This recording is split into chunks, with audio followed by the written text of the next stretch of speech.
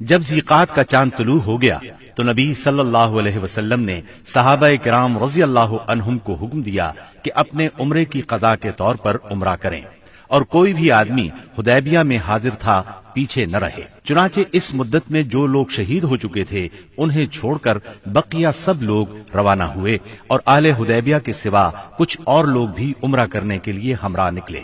اس طرح تعداد 2000 ہو گئی۔ رسول اللہ صلی اللہ علیہ وسلم نے اس موقع پر ابو رحم غفاری رضی اللہ عنہ کو مدینے میں اپنا جانشین مقرر کیا، 60 اونٹ ساتھ لیے اور ناجیہ بن جندب اسلمی کو ان کی دیکھ بھال کا کام سونپا۔ رسول اللہ صلی اللہ علیہ وسلم مکے میں داخلے کے وقت اپنی قصوہ نامی اونٹنی پر سوار تھے۔ مسلمانوں نے تلواریں حمائل کر رکھی تھیں اور رسول اللہ صلی اللہ علیہ وسلم کو گھیرے میں لیے ہوئے لبیک پکار رہے تھے۔ مشرکین جبکہ مسلمانوں کا تماشا دیکھنے کے لیے گھروں سے نکل کر کعبے کے شمال میں واقع قویقیان پہاڑ پر جا بیٹھے تھے، انہوں نے آپس میں باتیں کرتے ہوئے کہا تھا کہ تمہارے پاس ایک ایسی جماعت آ رہی ہے جسے یثرب کے بخار نے توڑ ڈالا ہے، اس لیے نبی صلی اللہ علیہ وسلم نے حکم دیا کہ وہ پہلے 3 پھیروں میں کندھوں کو ہلاتے ہوئے دوڑ کر چلیں تاکہ کفار کو معلوم ہو جائے مسلمان کمزور نہیں ہوئے۔ اس طرح چلنے کو رمل کہتے ہیں۔ یہ سنت آج تک قائم ہے اور قیامت تک قائم رہے گی۔ اہل مکہ نے اگرچہ معاہدے کی روح سے عمرے کی اجازت دے دی تھی، لیکن تھے وہ بہت طیش میں۔ روسائے قریش نے تو شہر کو خالی ہی کر دیا تھا اور کعبے کے شمال میں واقع پہاڑ قویقیان پر چلے گئے تھے۔ رسول اللہ صلی اللہ علیہ وسلم کو دیکھنے کے لیے مشرکین نے لائن لگا رکھی تھی۔ آپ مسلسل لبیک پکار رہے تھے، یہاں تک کہ آپ نے چھڑی سے حجر اسود کو چھوا، پھر آپ نے طواف کیا اور صحابہ کرام نے بھی طواف کیا۔ اس وقت سیدنا عبداللہ بن رواحہ رضی اللہ عنہ تلوار حمائل کیے رسول اللہ صلی اللہ علیہ وسلم کے آگے آگے چل رہے تھے اور رجز کے یہ اشعار پڑھ رہے تھے: خلوا بنی الكفار عن سبیلہ خلوا فكل الخير في رسوله اليوم نضربكم على تأويله كما ضربناكم على تنزيله ضربا يزيل الهام عن مقيله ويذهل الخليل عن خليله۔ اے ابنائے کفار، ان کا راستہ چھوڑ دو، راستہ چھوڑ دو کہ ساری بھلائی اس کے پیغمبر ہی میں ہے۔ آج ہم اس کی تعویل پر تمہیں ماریں گے جیسے اس کی تنزیل پر تمہیں مار چکے ہیں، اور مار بھی ایسی ماریں گے کہ کھوپڑی اپنی جگہ سے چھٹک جائے گی اور دوست کو دوست سے بے خبر کر دے گی۔ اس طرح مکے میں آپ نے 3 دن قیام فرمایا، اور اس دوران میں سیدہ میمونہ بنت حارث ہلالیہ رضی اللہ عنہا سے شادی کی۔ وہ سید الشہداء سیدنا حمزہ رضی اللہ عنہ کی بیوی اور ابن عباس رضی اللہ عنہ کی خالہ تھی۔ انہیں جب شادی کا پیغام ملا تو انہوں نے اپنا معاملہ سیدنا عباس رضی اللہ عنہ کو سونپ دیا، کیونکہ سیدہ میمونہ کی بہن سیدہ ام الفضل انہی کی زوجیت میں تھی۔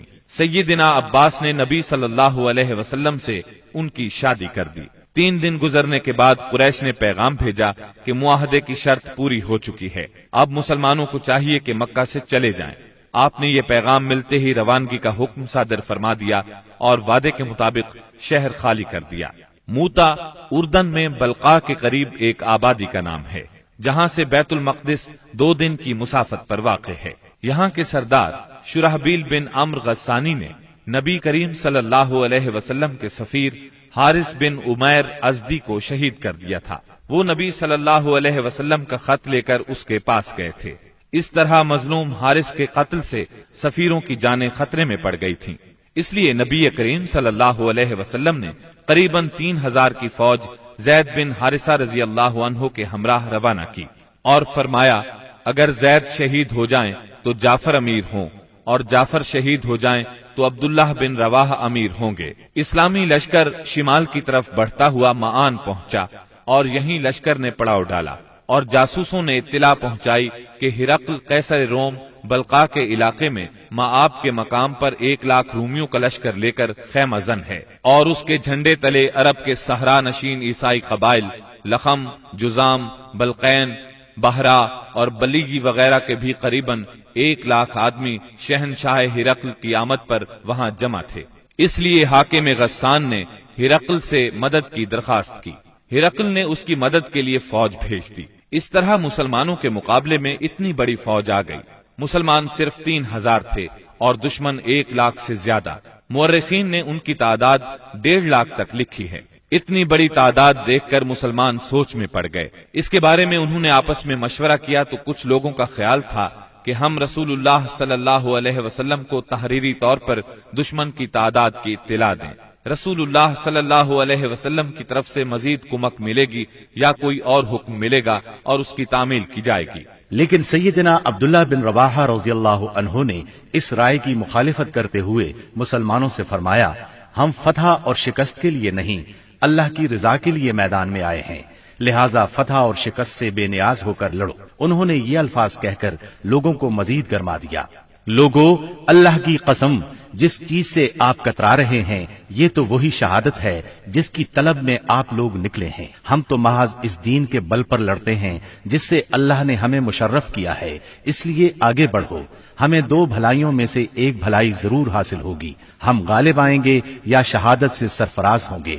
آخرکار سیدنا عبداللہ بن رواحہ رضی اللہ عنہ کی پیش کی ہوئی بات پر عمل کیا گیا اور اس طرح جنگ شروع ہو گئی۔ رسول اللہ صلی اللہ علیہ وسلم کے پروردہ سیدنا زید بن حارثہ رضی اللہ عنہ فوج کے سپہ سالار تھے۔ سیدنا زید بن حارثہ نہایت جواں مردی سے لڑتے اور دشمنوں کو مارتے کاٹتے آخر شہید ہو گئے۔ ان کی شہادت کے بعد سیدنا جعفر طیار رضی اللہ عنہ نے جھنڈا اپنے ہاتھوں میں لیا۔ یہ نبی صلی اللہ علیہ وسلم کے چچا زاد سیدنا علی رضی اللہ عنہ کے سگے بھائی تھے۔ 33 سال کی عمر تھی، نہایت جواں مردی سے لڑے، جسم پر 90 سے زیادہ زخم کھا کر شہادت کا جام نوش کیا۔ ان کے بعد سیدنا عبداللہ بن رواحہ رضی اللہ عنہ نے علم ہاتھ میں لیا اور جنگ شروع کی، آخر شہید ہو گئے۔ پھر خالد بن ولید رضی اللہ عنہ نے فوج کی کمان سنبھالی اور 1.5 دن کی شدید ترین جنگ کے بعد اپنے سے 40 گنا فوج کو بھاگنے پر مجبور کر دیا۔ اس جنگ میں 9 تلواریں سیدنا خالد کے ہاتھ سے ٹوٹیں۔ ادھر نبی صلی اللہ علیہ وسلم نے صحابہ کرام کو مدینے میں اسی دن 3 سالاروں کی شہادت کی خبر دی اور بتلایا کہ اب کمان خالد بن ولید کے ہاتھ میں آ گئی ہے، اور اسی جنگ کے بعد سیدنا خالد بن ولید کو سیف اللہ کا خطاب عطا ہوا۔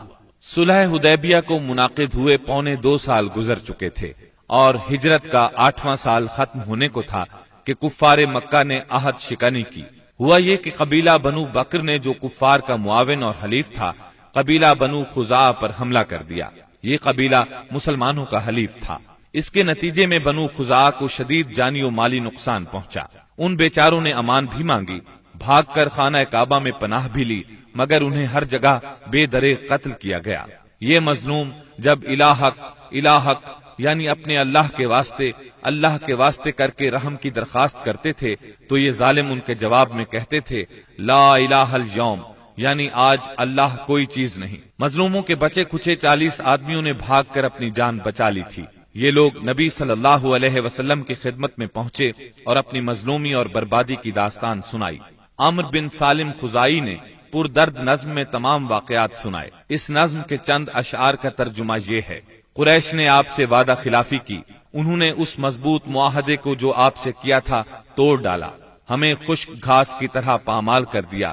وہ سمجھتے ہیں کہ ہماری امداد کو کوئی نہیں آئے گا، وہ تو ذلیل ہیں اور قلیل ہیں۔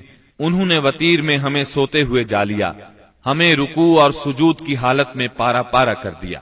اس طرح معاہدے کی خلاف ورزی کر کے قریش نے صلح نامہ حدیبیہ کو توڑ دیا، مگر بعد میں جب انہیں اپنی عجلت اور عاقبت نااندیشی کا خیال آیا تو رسول اللہ صلی اللہ علیہ وسلم کی خدمت میں ابو سفیان کو معاہدے کی تجدید کے لیے بھیجا، لیکن یہ ایک سیاسی چال تھی۔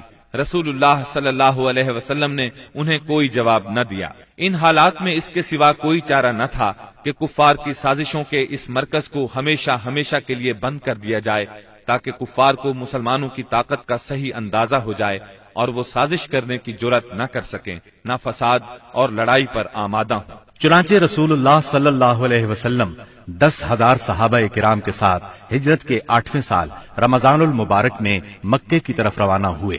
جب مکہ چند میل کے فاصلے پر رہ گیا تو آپ نے صحابہ کے ساتھ پڑاؤ کیا اور حکم دیا کہ سب لوگ الگ الگ آگ روشن کریں تاکہ کفار مکہ کو مسلمانوں کی کثرت تعداد کا اندازہ ہو سکے اور ناحق خون ریزی نہ ہو۔ یہ نہایت مناسب اور کارگر ترکیب تھی جو اللہ تعالی نے اپنے نبی صلی اللہ علیہ وسلم کو سجھائی تھی۔ اس منظر کا مکے کے کافروں پر بڑا اثر ہوا اور اس قدر روب بیٹھا کہ انہوں نے اس موقع پر جنگ کے بارے میں سوچا تک نہیں۔ راستے ہی میں اس وقت اسلام کے سب سے بڑے دشمن ابو سفیان نبی کریم صلی اللہ علیہ وسلم کی خدمت میں حاضر ہوئے اور اسلام قبول کیا۔ انہوں نے نبی کریم صلی اللہ علیہ وسلم کے ارشاد کے مطابق مکے پہنچ کر یہ اعلان کیا، جو کوئی ہتھیار پھینک دے گا اسے قتل نہیں کیا جائے گا، جو کوئی خانہ کعبہ کے اندر جائے گا اسے قتل نہیں کیا جائے گا، جو کوئی اپنے گھر کے اندر بیٹھ رہے گا اسے قتل نہیں کیا جائے گا، جو کوئی ابو سفیان کے گھر پناہ لے لے گا اسے قتل نہیں کیا جائے گا، جو کوئی حکیم بن حزام کے گھر پناہ لے گا اسے قتل نہیں کیا جائے گا، بھاگ جانے والے کا تعاقب نہیں کیا جائے گا، زخمی کو قتل نہیں کیا جائے گا، اسیر کو قتل نہیں کیا جائے گا۔ منگل 17 رمضان المبارک کی صبح رسول اللہ صلی اللہ علیہ وسلم مکے کی طرف روانہ ہوئے۔ آپ نے سیدنا عباس رضی اللہ عنہ کو حکم دیا کہ ابو سفیان کو وادی کے تنگ نائے پر پہاڑی ناکے کے پاس روکے رکھیں تاکہ وہاں سے گزرنے والی اللہ کی فوجوں کو دیکھ سکیں۔ سیدنا عباس نے ایسا ہی کیا۔ قبائل اپنے اپنے پرچم لیے وہاں سے گزرنے لگے۔ جب کوئی قبیلہ گزرتا تو ابو سفیان پوچھتے، عباس یہ لوگ کون ہیں؟ جواب میں سیدنا عباس رضی اللہ عنہ کہتے، بنو فلاں، مثلا یہ بنو سلیم ہیں۔ یہاں تک کہ انصار کا دستہ گزرا جس کا پرچم سیدنا سعد بن عبادہ رضی اللہ عنہ کے ہاتھ میں تھا۔ انہوں نے کہا، ابو سفیان آج خون ریزی اور مار دھاڑ کا دن ہے، آج کعبہ حلال کیا جائے گا۔ ابو سفیان بولے، عباس پامالی کا دن مبارک ہو۔ پھر رسول اللہ صلی اللہ علیہ وسلم اپنے سبز دستے میں تشریف لائے۔ آپ مہاجرین اور انصار کے درمیان میں تھے۔ یہاں صرف لوہے کی باڑ دکھائی پڑ رہی تھی۔ ابو سفیان نے کہا، سبحان اللہ، عباس یہ کون لوگ ہیں؟ سیدنا عباس رضی اللہ عنہ نے کہا، یہ انصار اور مہاجرین کے ساتھ رسول اللہ صلی اللہ علیہ وسلم ہیں۔ ابو سفیان بولے، بھلا ان سے محاذ آرائی کی کسے طاقت ہے؟ تمہارے بھتیجے کی بادشاہت تو بہت زبردست ہو گئی ہے۔ سیدنا عباس رضی اللہ عنہ نے کہا، یہ بادشاہت نہیں، نبوت ہے۔ ابو سفیان بولے، آپ ٹھیک کہتے ہیں۔ پھر انہوں نے رسول اللہ صلی اللہ علیہ وسلم کو سیدنا سعد رضی اللہ عنہ کی بات بتائی۔ آپ نے فرمایا، سعد نے غلط کہا، آج کعبے کی تعظیم کا دن ہے، آج کعبے کو غلاف پہنایا جائے گا۔ پھر آپ نے پرچم سیدنا سعد رضی اللہ عنہ کے ہاتھ سے لے کر ان کے صاحبزادے قیس کے حوالے کر دیا۔ جب رسول اللہ صلی اللہ علیہ وسلم ذی طوا پہنچے تو میسرہ کے سالار سیدنا خالد بن ولید رضی اللہ عنہ کو حکم دیا کہ وہ قدا کے راستے مکہ میں زیریں حصے سے داخل ہوں اور کوئی آڑے آئے تو اسے کاٹ کر رکھ دیں یہاں تک کہ صفا پر آپ سے آ ملیں۔ نبی صلی اللہ علیہ وسلم نے میمنہ کے قائد اور علمبردار سیدنا زبیر کو حکم دیا کہ وہ قدا کے راستے بالائی حصے میں داخل ہوں اور حجون میں آپ کا پرچم گاڑ دیں، نیز رسول اللہ صلی اللہ علیہ وسلم کی آمد تک وہیں ٹھہرے رہیں، جبکہ پیادہ اور بے ہتھیار لوگوں کے قائد سیدنا ابو عبیدہ رضی اللہ عنہ کو حکم دیا کہ وہ بطن وادی کا راستہ پکڑیں اور مکے میں رسول اللہ صلی اللہ علیہ وسلم سے آگے اتریں۔ اس موقع پر قریش نے کچھ اوباشوں کو خندمہ میں جمع کیا، کہا کہ اگر انہیں کچھ کامیابی ہوئی تو ان کے ساتھ رہیں گے، ورنہ جو کچھ مطالبہ کیا جائے گا منظور کر لیں گے۔ جب خالد بن ولید رضی اللہ عنہ ان کے پاس سے گزرے تو ایک معمولی سی جھڑپ میں ان کے 12 آدمیوں کو کاٹ ڈالا اور باقی بھاگ کھڑے ہوئے۔ اس کے بعد سیدنا خالد بن ولید رضی اللہ عنہ مکے کے گلی کوچوں کو رونتے ہوئے کوہ صفا پر رسول اللہ صلی اللہ علیہ وسلم سے جا ملے، البتہ ان کے دستے کے 2 آدمی بھٹک کر لشکر سے بچھڑ گئے اور شہید کر دیے گئے۔ ادھر سیدنا زبیر رضی اللہ عنہ نے حجون میں مسجد فتح کے پاس جھنڈا گاڑا اور ایک خیمہ نصب کیا، اس میں ام سلمہ اور سیدہ میمونہ رضی اللہ عنہما نے قیام کیا اور وہیں ٹھہری رہیں یہاں تک کہ رسول اللہ صلی اللہ علیہ وسلم تشریف لے آئے۔ تھوڑی دیر آرام فرمایا پھر آگے بڑھے۔ اس وقت ابو بکر صدیق رضی اللہ عنہ آپ کے ساتھ تھے اور باتیں کر رہے تھے۔ پھر آپ سورہ فتح کی تلاوت کرتے ہوئے مہاجرین اور انصار کے جلو میں مسجد حرام کے اندر داخل ہوئے، حجر اسود کو چوما، بیت اللہ کا طواف کیا۔ آپ حالت احرام میں نہیں تھے، اس وقت بیت اللہ کے گرد 360 بت تھے۔ آپ صلی اللہ علیہ وسلم ایک لکڑی سے ان بتوں کو کچوکے لگاتے جا رہے تھے اور فرماتے جاتے تھے، حق آ گیا اور باطل چلا گیا، یقیناً باطل جانے ہی والا ہے۔ حق آ گیا اور باطل کی چلت پھرت ختم ہو گئی۔ آپ بتوں کو ہلکی سی ضرب لگاتے جا رہے تھے اور بت گرتے جا رہے تھے۔ جب آپ طواف سے فارغ ہو گئے تو سیدنا عثمان بن طلحہ رضی اللہ عنہ کو بلا کر ان سے کعبے کی چابی لی اور اس کو کھولنے کا حکم دیا۔ پھر اس میں جو بت تھے انہیں نکلوا کر توڑوا دیا، جو تصاویر تھیں انہیں مٹوا دیا۔ اس کے بعد آپ سیدنا اسامہ بن زید اور سیدنا بلال رضی اللہ عنہم کے ساتھ اندر داخل ہوئے اور دروازہ بند کر لیا۔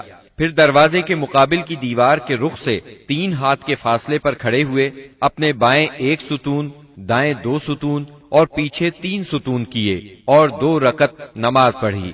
پھر بیت اللہ میں گھوم کر اس کے اطراف میں اللہ کی تکبیر اور توحید کے الفاظ کہے۔ اس کے بعد آپ نے دروازہ کھولا۔ قریش مسجد حرام میں صفیں لگاتے کھچا کھچ بھرے تھے۔ آپ نے دروازے کے دونوں بازو پکڑ کر ایک بلیغ خطبہ دیا جس میں اسلام کے بہت سے احکام بیان فرمائے، جاہلیت کے امور کو ساقط کیا اور اس کی نخوت کے خاتمے کا اعلان کیا۔ پھر فرمایا، قریش کے لوگوں، تمہارا کیا خیال ہے میں تمہارے ساتھ کیا سلوک کرنے والا ہوں؟ انہوں نے جواب دیا، آپ کریم بھائی ہیں اور کریم بھائی کے صاحبزادے ہیں۔ آپ نے ارشاد فرمایا، لا تسریب علیکم اليوم اذهبوا فانتم الطلقاء، آج کے دن تم پر کوئی سرزنش نہیں، جاؤ تم سب آزاد ہو۔ پھر نیچے تشریف لائے اور مسجد حرام میں تشریف فرما ہوئے۔ چابی سیدنا عثمان بن طلحہ رضی اللہ عنہ کو واپس کی اور فرمایا، اس کو ہمیشہ ہمیشہ کے لیے لے لو، تم لوگوں سے اسے وہی چھینے گا جو ظالم ہوگا۔ نبوت کے ابتدائی دنوں میں ایک مرتبہ نبی اکرم صلی اللہ علیہ وسلم نے انہی عثمان سے فرمایا تھا کہ بیت اللہ کا دروازہ کھول دو، انہوں نے انکار کیا تھا۔ تب نبی کریم صلی اللہ علیہ وسلم نے فرمایا تھا، اچھا تم دیکھ لینا کہ ایک دن یہ چابی میرے ہاتھ میں ہوگی اور میں جسے چاہوں گا اسے عطا کروں گا۔ یہ سن کر عثمان بن طلحہ رضی اللہ عنہ نے جواب دیا تھا، کیا اس روز قریش کے سبھی مرد ذلیل اور تباہ ہو جائیں گے؟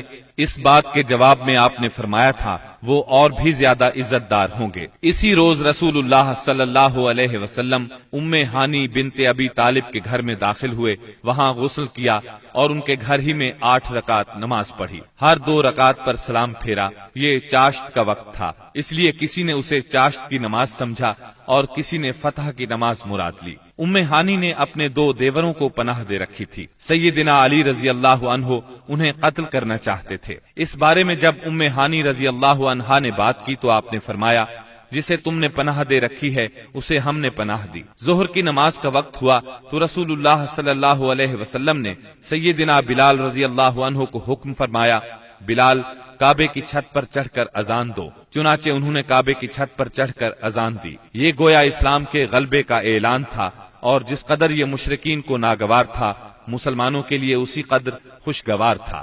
والحمدللہ رب العالمین۔ جب مکے کی فتح مکمل ہو چکی تو انصار کو فکر لاحق ہوئی کہ کہیں رسول اللہ صلی اللہ علیہ وسلم یہیں نہ ٹھہر جائے، کیونکہ بہرحال یہ آپ کے خاندان اور آپ کے قبیلے کا شہر تھا۔ اس وقت رسول اللہ صلی اللہ علیہ وسلم صفا پر ہاتھ اٹھائے دعا فرما رہے تھے۔ دعا سے فارغ ہوئے تو فرمایا، اللہ کی پناہ، اب زندگی اور موت تمہارے ساتھ ہے۔ اس سے انصار مطمئن ہو گئے، ان کا خوف جاتا رہا اور وہ خوش ہو گئے۔ رسول اللہ صلی اللہ علیہ وسلم نے مکے میں 19 روز قیام فرمایا اور اس دوران آثار اسلام کی تجدید کی۔ مکے کو آثار جاہلیت سے پاک کیا، نئے سرے سے حرم کے ستون نصب کیے اور آپ کے منادی نے اعلان کیا، جو شخص اللہ اور آخرت کے دن پر ایمان رکھتا ہے وہ اپنے گھر میں کوئی بت نہ چھوڑے بلکہ اسے توڑ دے۔ 25 رمضان المبارک کو رسول اللہ صلی اللہ علیہ وسلم نے 30 سواروں کے ساتھ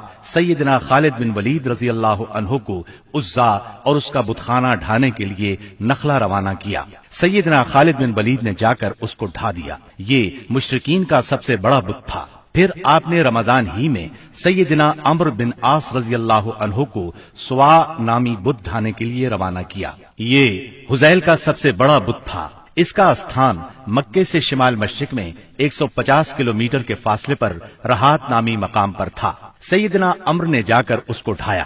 اس کا مجاور بت کی بے بسی دیکھ کر مسلمان ہو گیا۔ پھر آپ صلی اللہ علیہ وسلم نے سعد بن زید اشہلی کو اسی ماہ رمضان میں 20 سوار دے کر منات کی طرف روانہ فرمایا۔ یہ قدید کے پاس مشلل میں تھا۔ یہ کلب، خزاع، غسان اور اوس و خزرج کا بت تھا۔ سیدنا سعد نے جا کر اسے توڑ دیا اور بتخانہ ڈھا دیا۔